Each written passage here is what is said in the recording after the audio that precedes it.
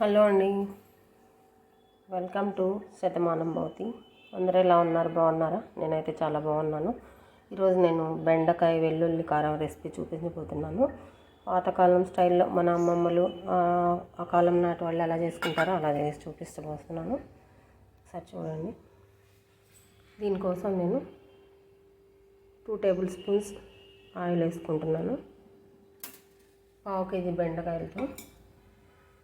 తర్వాత పోపు దినుసులు వేసుకోండి.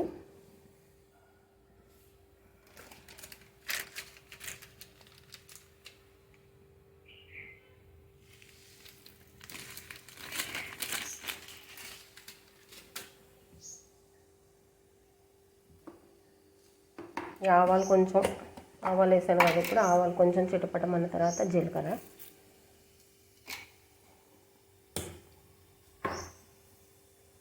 ఇవి కొంచెం పోపు దినుసులు బాగా వేగిన తర్వాత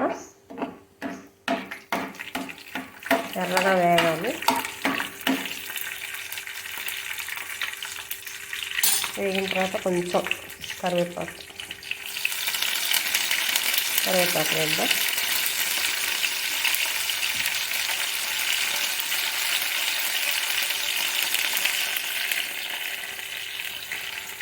కరివేపాకు వేగింది కదా, మంచిగా వేగింది. పోపు దినుసులు కూడా వేగిపోయాయి. ఈ కర్రీ స్టవ్ మీడియం సిమ్లో పెట్టుకోండి, లేదా మీడియం ఫ్లేమ్. హైలో మాత్రం పెట్టద్దు. ఇప్పుడు బెండకాయ ముక్కలు వేద్దాం. ఉల్లిపాయ ముక్కలు వేయలేదు ఏంటనుకుంటున్నారా? బెండకాయలకి ముందు ఎక్కువసేపు వేగుతాయి కాబట్టి నేను మధ్యలో వేసుకుంటాను. ఈ సగం వేగిన తర్వాత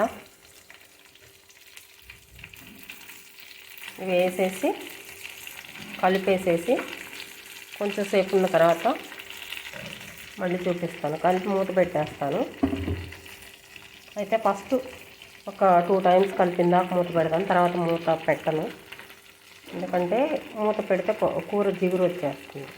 అందుకని కొంచెం ముక్క మెత్తబడటాని కోసం ఒక 2 టైమ్స్ కలిపేదాకా మూత పెడతాను.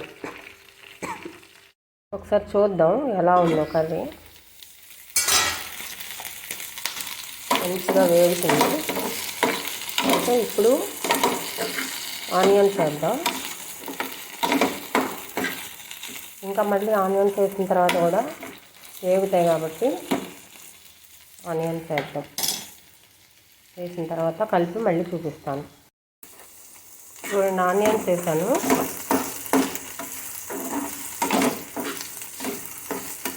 ఈ ఆనియన్స్ బాగా వేగాలి.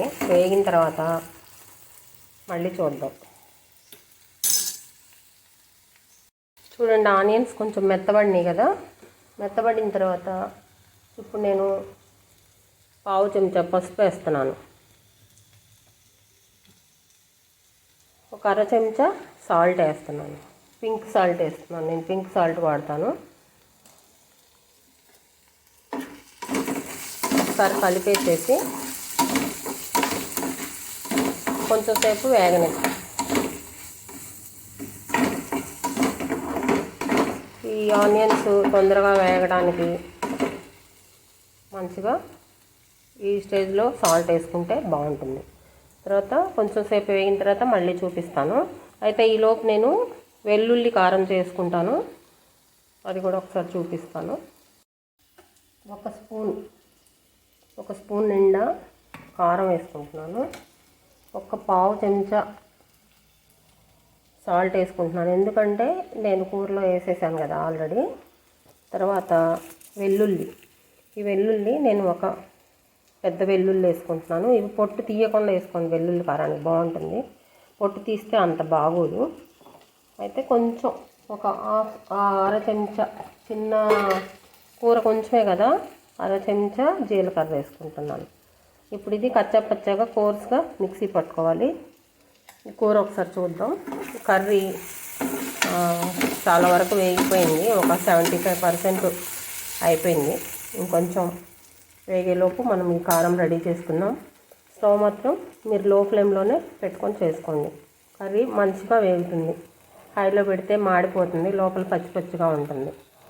వెల్లుల్లి కారం రెడీ అయిన తర్వాత మళ్ళీ చూపిస్తాను లాస్ట్లో. వెల్లుల్లి కారం రెడీ అయిపోయింది. ఒకసారి చూడండి, ఇలా కచ్చపచ్చగా కోర్స్గా పట్టుకొని ఉంచుకోండి. అయితే కర్రీ చూద్దాం ఎలా ఉందో. ఆల్మోస్ట్ అయిపోయిందండి. ఇంకా కారం వేసుకోవచ్చు.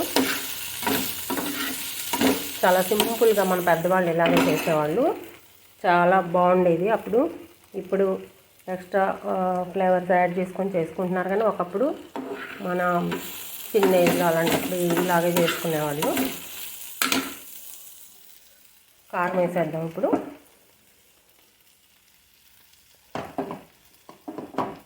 వేసేసి ఒకసారి మంచిగా అంతా కలిసేలాగా కలుపుకుందాం.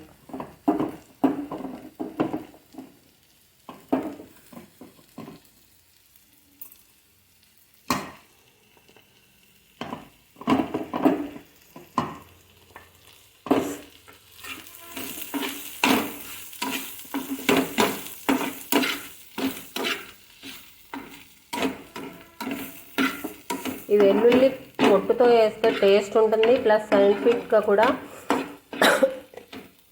కొన్ని తింటానికి కొన్ని రీజన్స్ ఉన్నాయండి.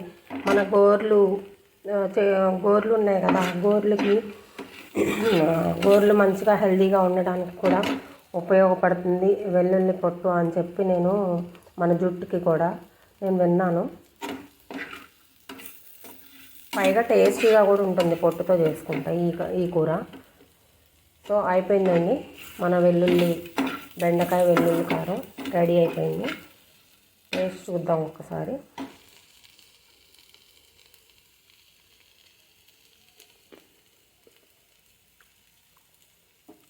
నాకు అన్నీ సరిగ్గా సరిపోయినాయండి. సాల్ట్, కారం అన్నీ కరెక్ట్గా సరిపోయినాయి. చాలా బాగుంది, మంచి టేస్టీ ఉంది కూర. స్టవ్ ఆఫ్ చేస్తున్నాను. మీరు ఇంకెందుకు ఆలస్యం, మీరు కూడా ఈ కూరను చేసుకుని తినండి. ఎలా ఉందో మీ ఫీడ్బ్యాక్ కామెంట్ రూపంలో తెలియచేయండి. శతమానం భవతి యూట్యూబ్ ఛానల్ని సబ్స్క్రైబ్ చేసుకోండి. వీడియోస్ లైక్ చేయండి, షేర్ చేయండి. Thank you for watching.